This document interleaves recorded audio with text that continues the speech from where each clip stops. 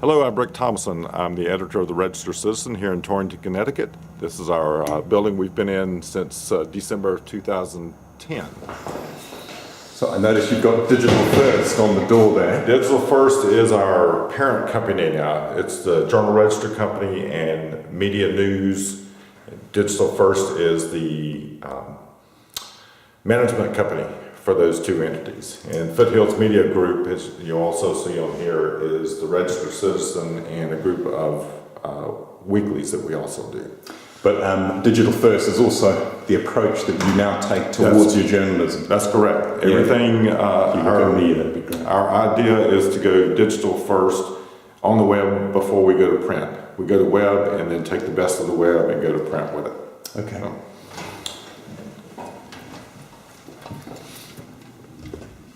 Okay, so we got some artwork on the walls here. We have an artist of the month each month that is a local artist from somewhere around usually Litchfield County. This month is Joe Koppler. Just to explain, this is about really trying to engage with your community in a different way. Absolutely, absolutely. We have asked these folks to come in. They volunteer. We seek them out, but they also, we put out calls for artists, and we promote it heavily on our website. Every one of these pieces is in a slideshow on the website, so the public can see it before they come in, kind of get an idea. And we rotate it out the first of each month, and we have a lot of folks come in to look at the artwork. This is the what we call the Newsroom Cafe. I don't know if you can get a picture. We put signage up here to direct folks to various parts of the building. We'll take a look here. This is open area. We have folks come in here to relax, to warm up if it's cold outside, to cool down if it's hot outside. We have free Wi-Fi for the public. There's a TV on the wall that they can put on any station they wish to put it on. It usually resides on CNN or one of the news stations, but we have a couple of gentlemen come in some afternoons and watch old reruns of the Waltons, or it's on Nickelodeon if we have kids in. So that's purely at their discretion what they want to watch. So it's almost like their own lounge in your newsroom. It is. And, we try to, some folks just want to come in and relax, but we also we try to speak to people, and, every once in a while you find a pretty decent story out of some of these folks in here. So. Okay, but it's not necessarily aimed at that. It's more just allowing them in, or is it to get them to feed directly into your paper? It's inviting the community into our space. And we feel like the more that we can invite them in, that the more they feel comfortable with us and feel comfortable engaging with us. Our newsroom, which you'll see in a minute, is totally open. There's no gatekeeper, no person that stops anybody from coming back to either see me or Emily Olson, our managing editor, or any of the reporters. I mean, it's pretty free roam for the public to come in, and that's the way we want it. Okay. And then you've got the bit that's probably most well known is your newsroom cafe. Correct. The few aspects of this,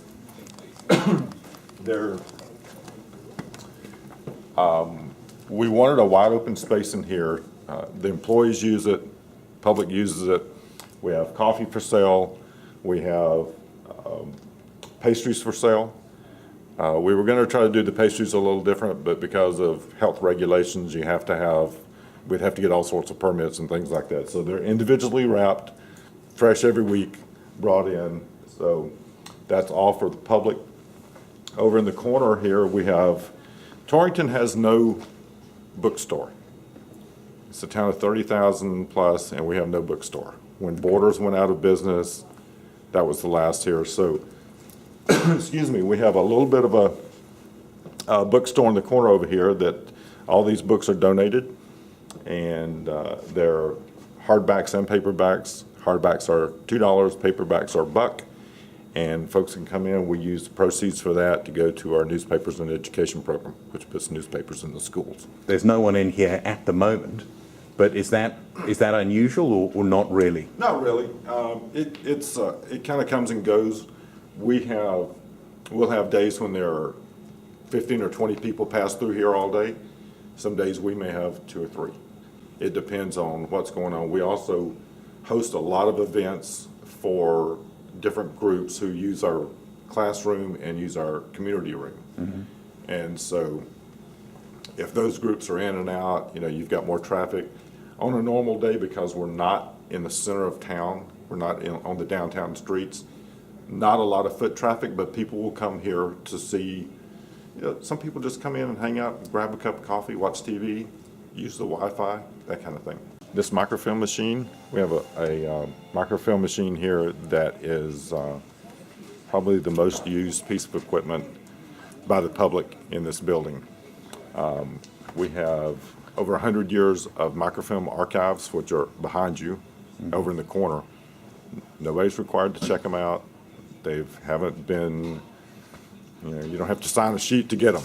We have them, and we have had some that have disappeared. But with this machine, you can email pages, you can print them out, there's no charge. We have 4 computers, call them blogging stations, but these are used they're free for the public to use. They can come in and use. We have kids that come in and do the homework in the afternoon.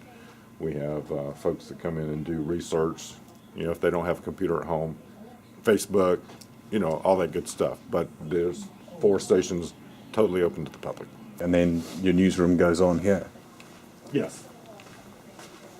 We have, you'll see, we have these little signs right here.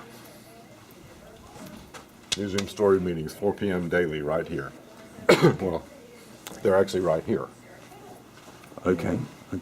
Around this table, we have a little camera up there on the TV, and we live stream our 4 p.m. newsroom meetings every day with the chat.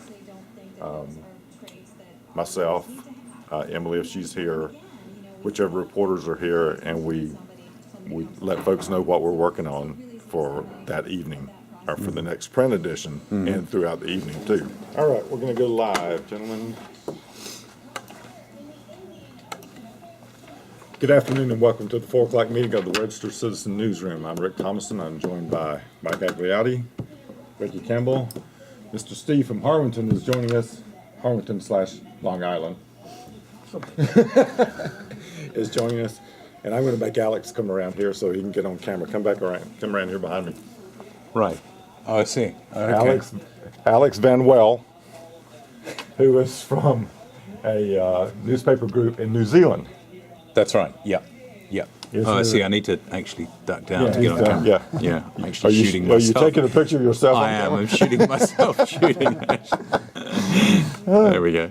But right. Alex has been in the building for about 4 hours today and looking around at the facilities here and talking about what we do.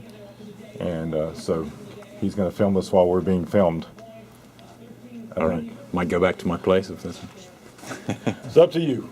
The idea was to engage the public, let them ask us questions, and let them, make comments, suggest ideas that maybe we haven't thought of, haven't heard about. So we get a fair amount.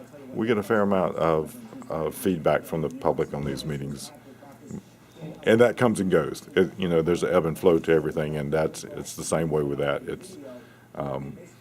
We never know when somebody's going to show up or ask a question or whatever, and that's fine. That's fine. We had we'll go a spell where we have regulars.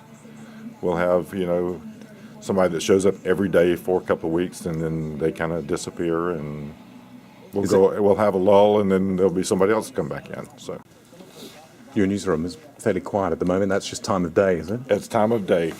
We have one reporter and one person on the copy desk in right now.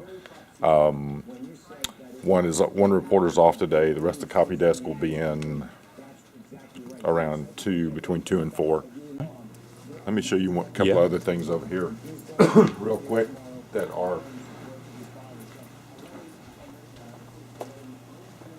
Light on in here.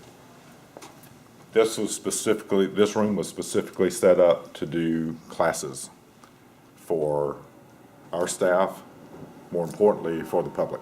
Okay. We have in the past had classes on teaching businesses how to use Twitter and Facebook to promote their business. We've had classes on genealogy. We've had Society of Professional Journalists in here doing classes on community engagement. We've had classes from the police department on how to set up a neighborhood watch program, that kind of thing. So we have a a computer with a TV in here, and we can run PowerPoints. We can run pretty much anything we need to do on the TV. If we need to Skype something, we can do that. So this room gets a lot of use, and we have the young Democrats come in and use it. We have a quilting group that comes in and uses it. I mean, it's just, and it's free. It's free for the public to come in. We ask folks to sign up because we don't want people stacked up on each other, but these rooms get, this one and our conference room, which is right next door, gets a lot of use out of this, not only this staff, but more importantly, the public. When they come in on to do courses about how to use Twitter for their business or Facebook, do you charge them for that? We do not. Right, We so do that's not. that's a part of the service you provide. Yes, yes. Okay. Now, we have to pay some of the instructors.